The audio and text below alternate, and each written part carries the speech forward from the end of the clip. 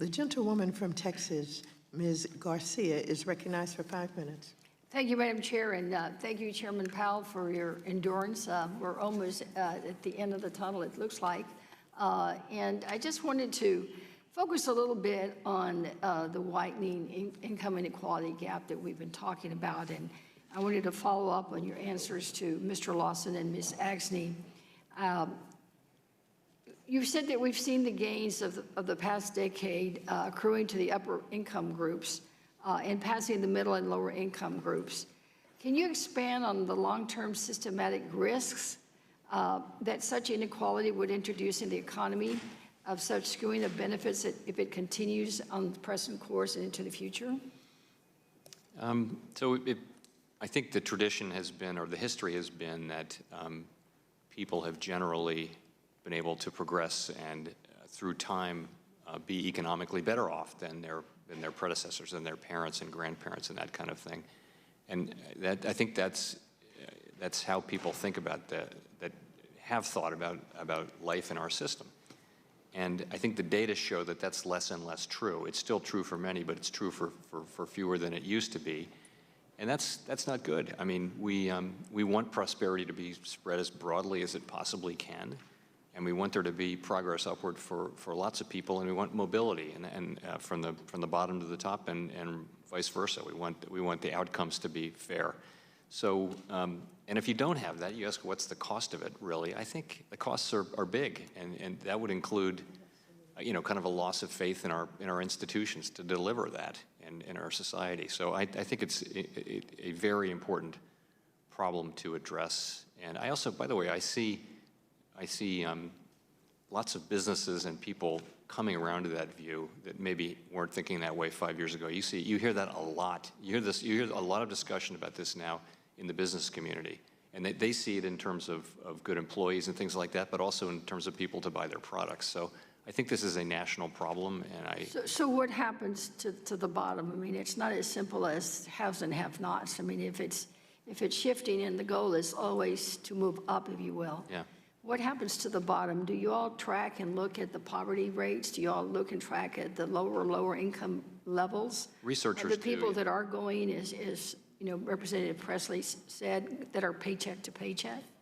We do, and lots of economists outside the Fed do track unless all of I that. miss it, I didn't see any data on poverty rates or what it's doing. I mean, your book talks about the inflation rate of goal of 2%, the unemployment rate, as low as possible. But what is the bottom that we can reach in terms of a poverty rate?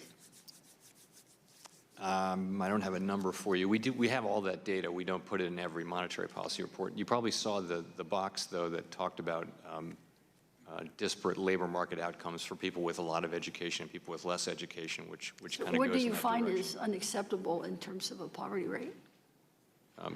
Before it skews everything else, and any positive number. Any positive number? Yeah, I think our goal should be to not have poverty. I mean, what's an acceptable number?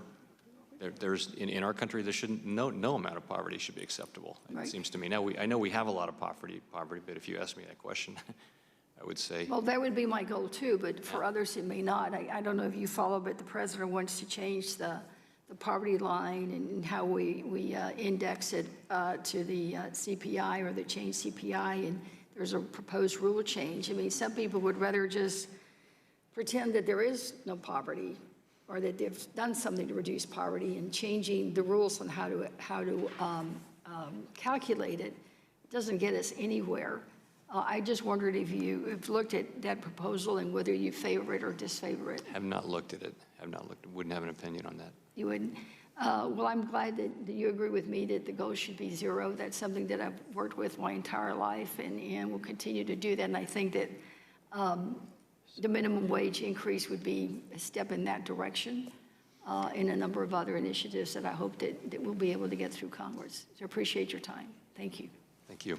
Thank you, Madam Chair. You're back.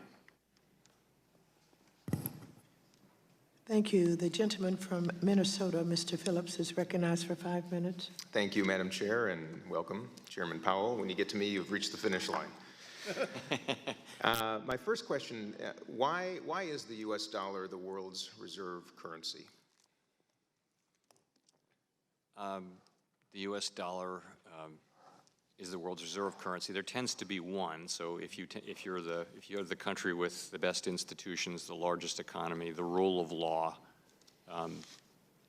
and relatively open to commerce, a trading nation, you can be that. Now, so what happens is there tends to be one reserve currency, and it tends to be a stable equilibrium for a period of time, but it's not infinite, right? The pound, of course, was the reserve currency for many, many years, but now the dollar has been for some time. So what do you consider risks to that changing at some point in the future? It's a very long-run thing. It's a fairly stable equilibrium. You have to think what currency out there would compete with the dollar, and there really, it would be the euro, or it's hard to see the dollar not being the reserve currency for quite some time. That doesn't mean that there can be multiple reserve currencies, sure. And so there could be an equilibrium where there are two or three, and that would be fine. But right now, it really is the dollar, and I don't see that under threat right now. Of course, in the long run, it'll come down to fiscal sustainability. It'll come down to maintaining our rule of law and democratic institutions and prosperity and being a relatively open trading nation. All those things are essential.